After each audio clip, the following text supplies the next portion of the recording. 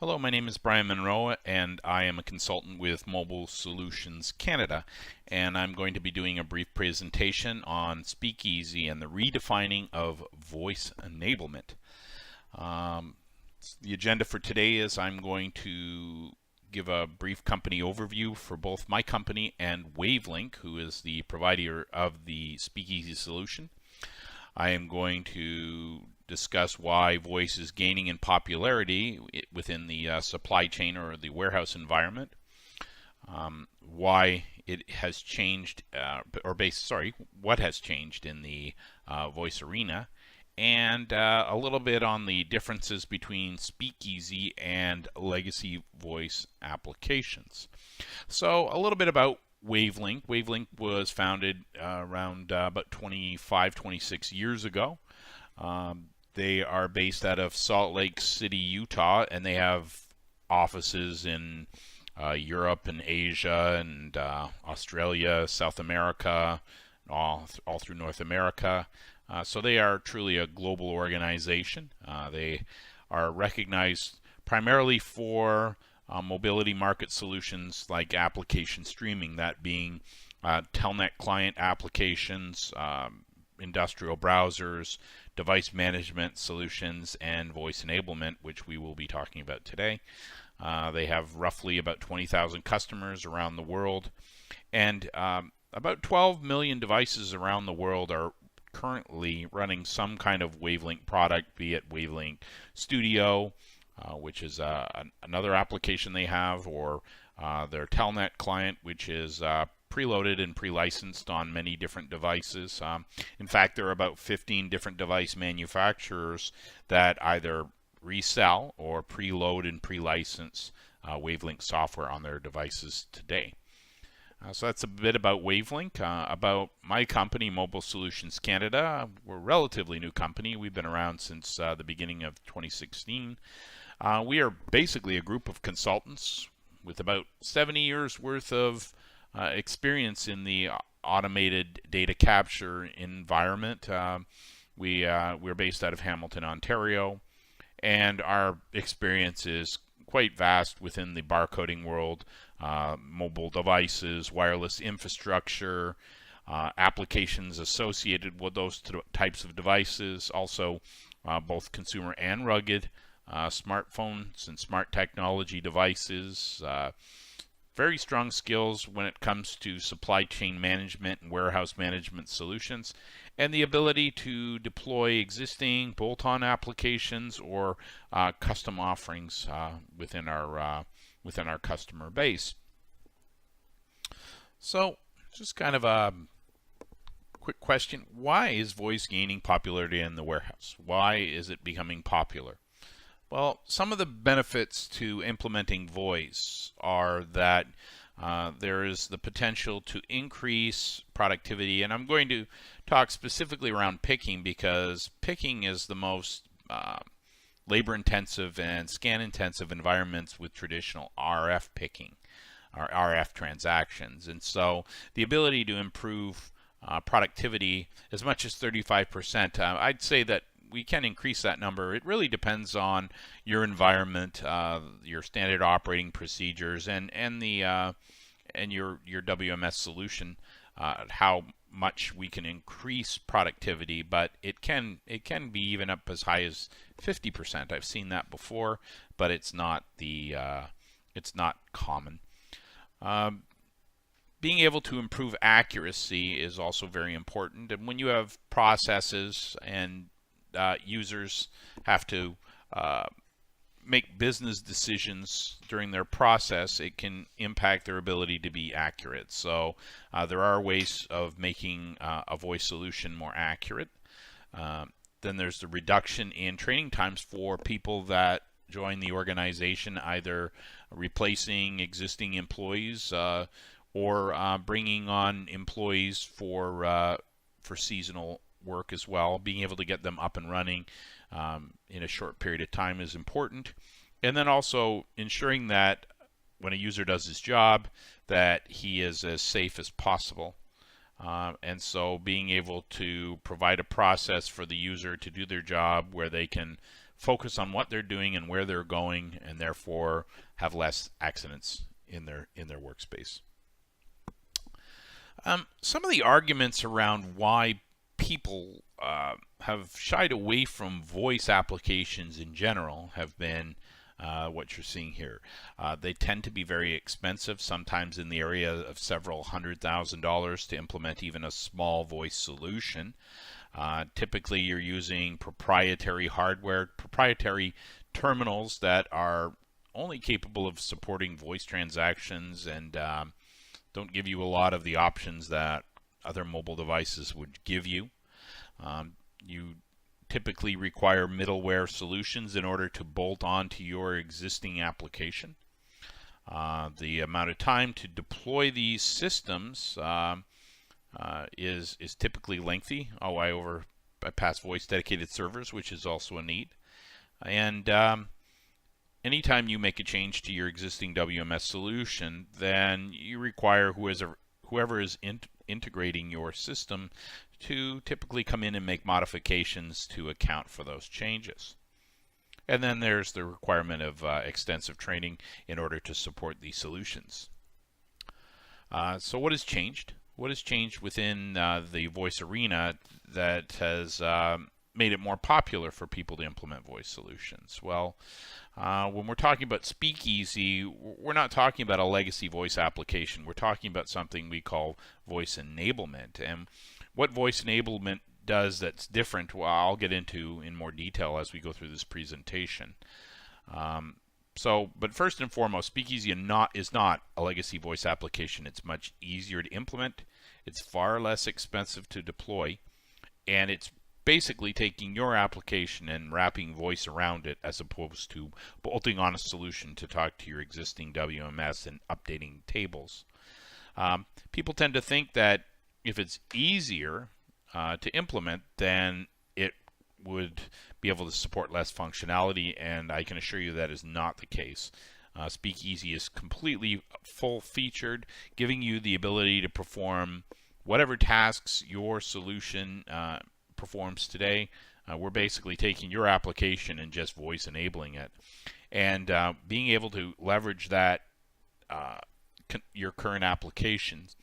We're able to leverage the functionality on a mobile device in order to even improve the process that you might have within your warehouse management solution. And we can talk more about that if you'd like to contact me.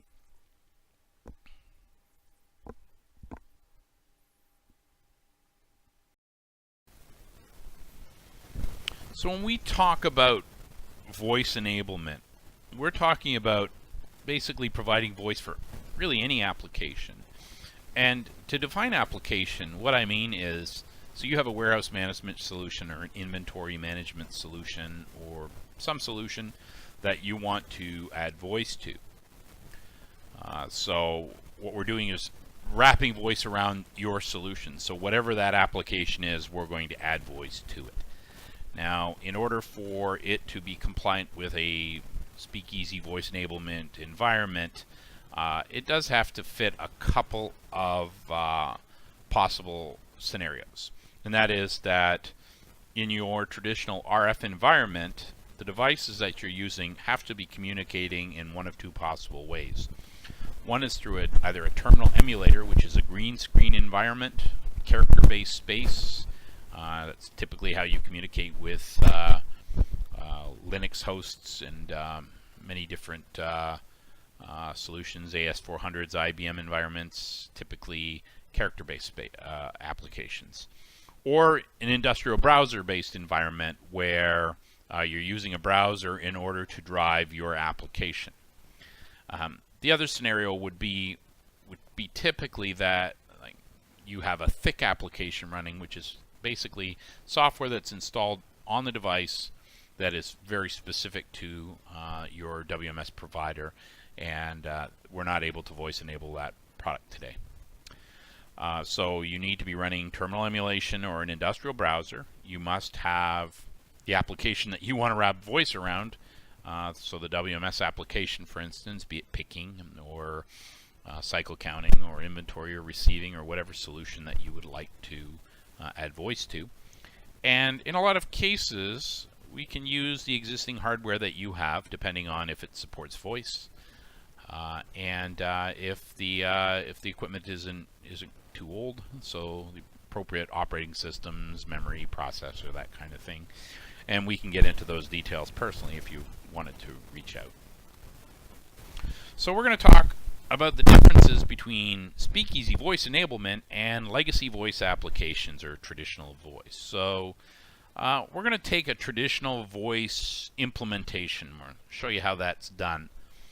So, we have your host solution if you were to be implementing a legacy solution. So, your solution might be SAP, or you might have the Manhattan WMS, High Jump, many different solutions, JD Edwards, the list goes on and on. You might have a homegrown solution, maybe a Linux-based solution, or something using a telnet server, or again a browser-based space, or some other solution. So in order for the traditional provider to voice enable your solution, you need to be introduced to a couple of middleware servers, and then you have your connection to your wireless, and then your mobile users and the client that they're running. So to break it down, if we get into, well, first thing we have to talk about the fact that in order for you to have this type of solution, you're also going to have to invest in redundant servers, because what if the server goes down? Well, then you're completely handcuffed and you can't move forward with your application. Now, if we were to break down the system side of this, so we have your host solution, SAP. Let's use SAP as an example for this. Let's say you have SAP, you've got your SAP inventory application, your shipping app, your receiving app, all the applications associated with your warehouse. And you also have a picking module, which you've implemented, you're happy with in your RF environment. Well, once you decide that you want to implement voice and get away from traditional RF guns, well, someone needs to build between these two servers a middleware interface. And so what that means is that someone has to basically establish what fields of information they need to collect from your app or from your server. And basically what they do is they use this middleware server to replace your existing picking module. So the picking module you've been using and probably quite pleased with is no longer necessary. So that basically gets crossed off. You're using their picking module, and they basically recreate your picking module on their server. And with that comes a lot of development cost. It requires a lot of time, typically, a lot of meetings to talk about the interface, how it's built, typically measured in months. And a lot of resources, both from whoever's providing this solution as well as whoever's responsible for maintaining your existing WMS. So that's a lot of time and a lot of money.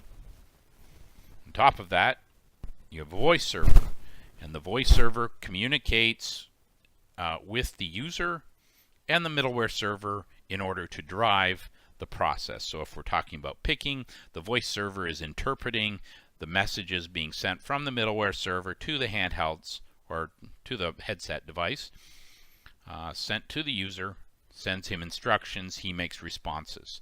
Now, when a user speaks on his handheld or to his handheld, that conversation gets converted to files. Think of a WAV file, for instance, and it gets transmitted over the wireless to the voice server, where it's interpreted, and then the process is continued through the middleware server. But the point being is that everything that you say on the handheld gets broadcast over your wireless network, which is an incredible amount of data. So if you have 50 people in the warehouse that are picking, and so they're going to see a tremendous amount of increased bandwidth.